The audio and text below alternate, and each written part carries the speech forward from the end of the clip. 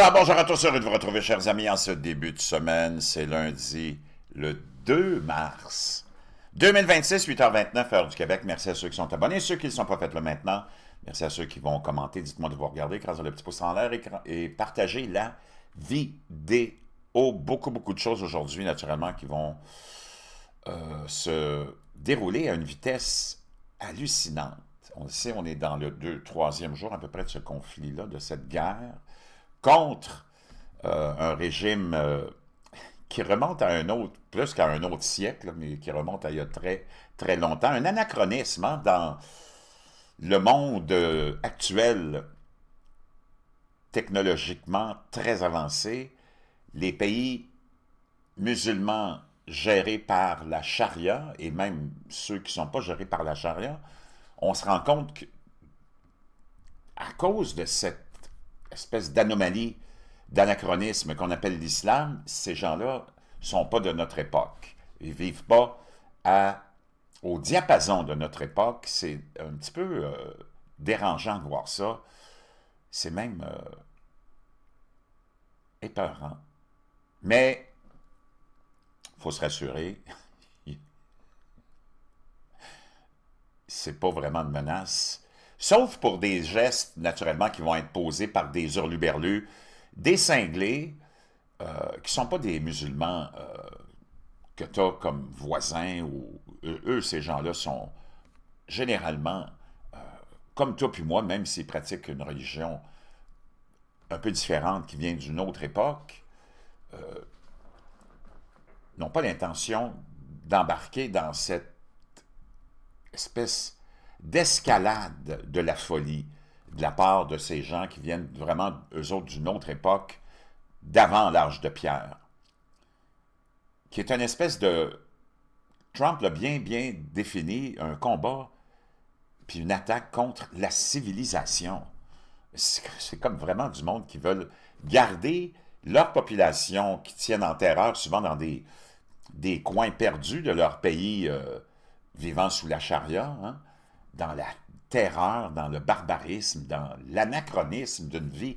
C'est quand tu vois certaines personnes partager des images de régions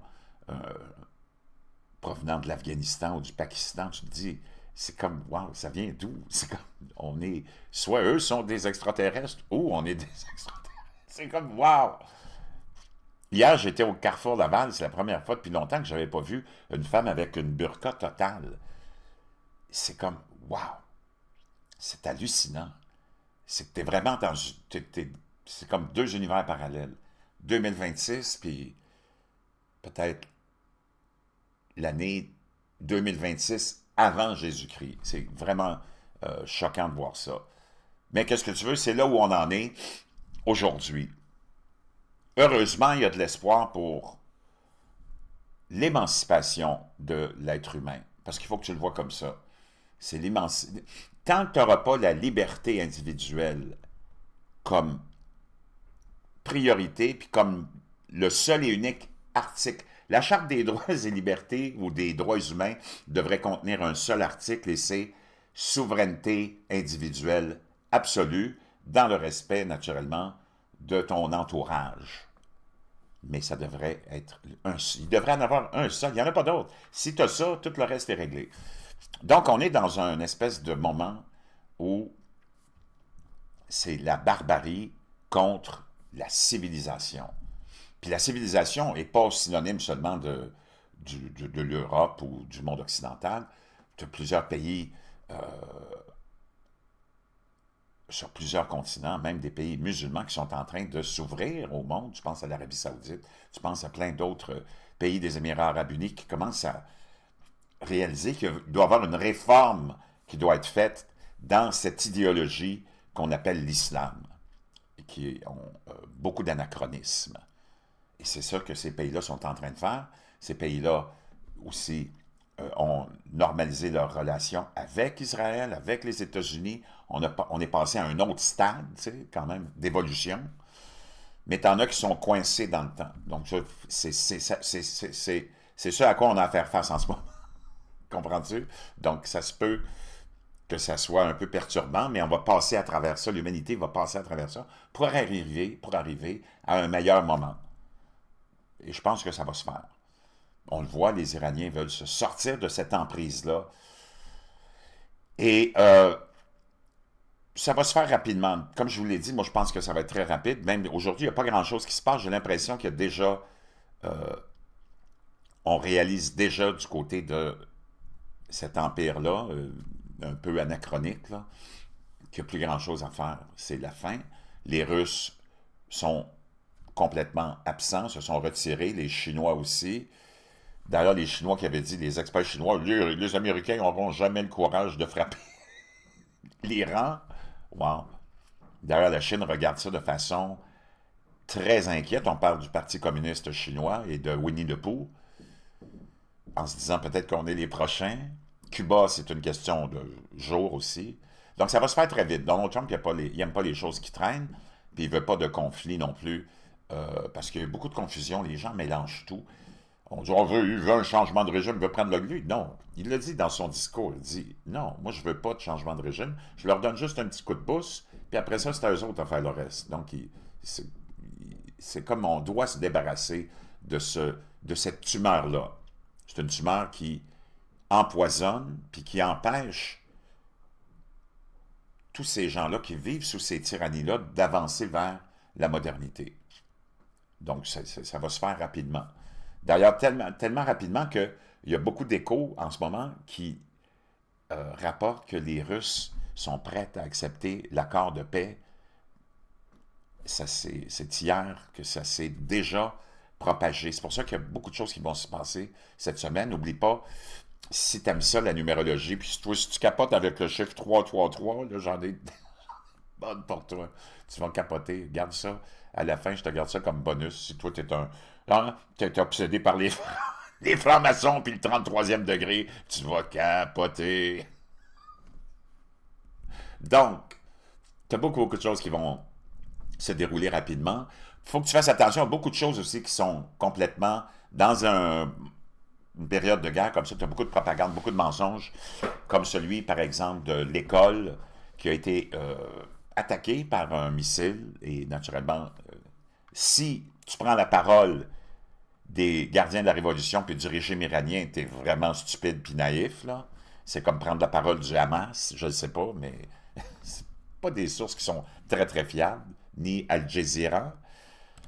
On apprend que, dans une conversation privée, des gardiens de la Révolution iraniens affirment que l'attaque ou le missile qui est tombé sur l'école, hein, où il y avait ces jeunes filles-là, était une erreur involontaire des gardiens, de la Révolution.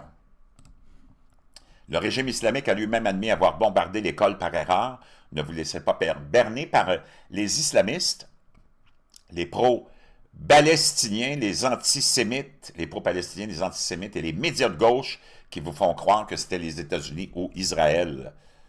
Donc, on a admis ici, même dans des conversations, que même les gardiens de la Révolution admettent que c'est un de leurs missiles. D'ailleurs, parce que leur degré de technologie n'est pas vraiment élevé. C'est un de leurs missiles qui est tombé naturellement sur cette école-là. Donc, il faut faire très, très attention. Il peut y avoir des erreurs, mais comme par exemple dans cette histoire-là, une autre histoire où tu dois être prudent, naturellement, on propage toutes sortes, avec surtout la technologie maintenant de génération de vidéos avec l'intelligence artificielle, tu vas avoir plein de choses que tu vas voir sur les réseaux sociaux qui sont fake. Comme par exemple, il y a eu un avion qui a été, ou 3 avions de chasse apparemment, qui ont été abattus au Koweït, mais ça n'a pas été fait par les Iraniens. Hein. Les Iraniens ne sont même pas capables de mettre un pied devant l'autre. Toute leur infrastructure a été complètement détruite. Ces avions-là ont été abattus par des tirs amis. Naturellement, tous les pilotes se sont éjectés. Il n'y a pas de victimes. Mais ça a été des tirs amis. C'est la piste des tirs amis qui se dessine. De nombreux rapports et analystes sur les réseaux sociaux suggèrent que le F-15 a été touché, ben, un avion a été touché par la défense, les défenses alliées, probablement dans la confusion qui a suivi les tirs de missiles et les drones iraniens. Donc, naturellement, eux autres, ils vont essayer de se péter les bretelles, comme quoi c'est eux qui ont abattu l'avion, mais c'est pas vrai. Mais de toute façon, c'est des détails qu'il y ait un avion même qui aurait été abattu. Tu sais, c'est comme moi qui s'en vais à la chasse dans la jungle, et puis que je reviens avec un trophée d'une tête d'éléphant, d'une tête de lion, puis tu sais, des exploits extraordinaires. Puis toi, tu me racontes, tu dis, ouais, moi, mon exploit aujourd'hui, c'est que j'ai tué une mouche avec ma tapette à mouche. Tu sais, c'est à peu près ça, là. Donc, c'est juste une question de temps. La Chine regarde ça, naturellement. La Chine est très inquiète parce qu'ils ont perdu le pétrole du Venezuela. Là, ils perdent le pétrole. Ils ont perdu le pétrole de la Russie aussi, puis ils ont perdu le pétrole, maintenant, de l'Iran. Donc, la Chine a besoin de pétrole et de pétrole. Je peux te dire une chose, ils trouvent le temps très, très, très long. Très, très long en ce moment. Et il n'y a pas grand monde qui s'oppose à l'action américano-israélienne, même que Mark Carney et l'Australie, le premier ministre de l'Australie, donnent leur appui total à l'action israélo-américaine. Naturellement, tout ça dans le but d'enlever cette écharpe, ce morceau de verre qu'on a dans le doigt qui nous dérange, qui est ce régime barbare et anachronique, qui vient d'une autre époque et qui a été imposé aux Iraniens et aux Perses qui en ont jamais, jamais voulu. Maintenant, je te termine avec ton petit bonus. Ben, 2, 3 petits bonus, OK? On va aller avec cette histoire-là. Si t'aimes ça, toi, la numérologie, puis les coïncidences, on va commencer avec celle-là.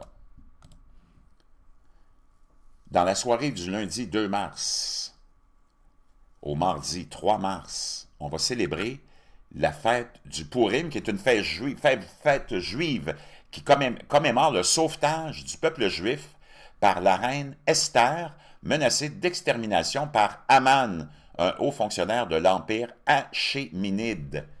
Et oui, en Iran, il y a eu cet événement-là. Imagine-toi, la joyeuse fête juive de Purim est célébrée chaque année, le 14 du mois hébraïque d'Adar. Purim 2026 commence le lundi, aujourd'hui 2 mars, et se poursuit jusqu'au mardi 3 mars. Elle commémore le salut orchestré par Dieu du peuple juif dans l'ancien, écoute ça, dans l'ancien empire perse, sauvé du complot d'Aman qui voulait détruire, tuer et anéantir tous les Juifs, un peu comme ces fous-là, qui n'ont rien à voir avec les Perses puis les Iraniens qui veulent, puis qui ont toujours eu une bonne relation avec les Juifs. Donc, détruire, tuer et anéantir tous les Juifs, jeunes et vieux, enfants et femmes, en un seul jour. Purim signifie littéralement « sort ». En ancien perse, le nom de la fête vient du fait qu'Aman avait tiré au sort pour déterminer le moment où il mettrait à exécution son plan diabolique, comme le relate le livre d'Esther. Wow, complètement hallucinant. Maintenant,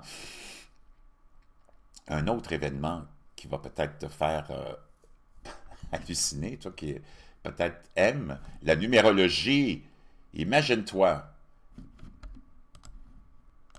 un événement va avoir lieu aussi dans la nuit du 3, oui, le 3 mars, et c'est une éclipse solaire, lune de sang. Et des milliards de gens en Amérique du Nord et un peu partout pourront observer cette éclipse lunaire totale surnommée lune de sang. Le 3 mars, des milliards de personnes à travers l'Amérique, l'Asie et l'Océanie assisteront à une éclipse lunaire totale de type lune de sang, lorsque le Soleil, la Terre et la Lune seront alignés, révélant de manière spectaculaire les mécanismes orbitaux du système solaire. Et le plus fantastique, c'est que le moment où la Lune sera à l'éclipse sera à son maximum, eh bien, regarde, si t'aimes ça la numérologie, puis tu t'obsèdes avec le 33e degré des francs-maçons. Voici ce qui va arriver, mon ami. D'abord, c'est le 3 mars. 33 déjà, hein? Ça va te rendre fou. À Los Angeles, la lune de sang sera à son maximum à 3h33 PST. Au Mexique, à 5h33. À Chicago, à 5h33. À Détroit, 6h33. Toronto, 6h33. Washington, 6h33. New York, Montréal, 6h33. Bangkok, 18h33. Et ça continue. Le 33 est partout. Donc, beaucoup d'événements. On le sait, il y a une influence énorme des événements cosmiques. Donc, oublie pas ça. Oublie pas non plus cette histoire-là fabuleuse de la fête de Purim. Et c'est exactement ça qui se passe en ce moment. Les Juifs ont été épargnés de cette élimination totale par une espèce d'entité en Iran, hein, le complot d'Aman qui voulait détruire, tuer, anéantir tous les Juifs. C'est la fête de ça. Et on se retrouve où? Exactement au même niveau, au même point, où tu as un régime barbare, archaïque, qui, on ne sait pas représenté par qui, ou qui le représente, qui veut éliminer depuis 46 ans Israël. C'est complètement cinglé. Si tu voulais devenir fou, ben, partage ma vidéo, puis rends les autres fous avec ce que je viens de te partager. Ouh! On se croirait à la veille de l'Halloween, non?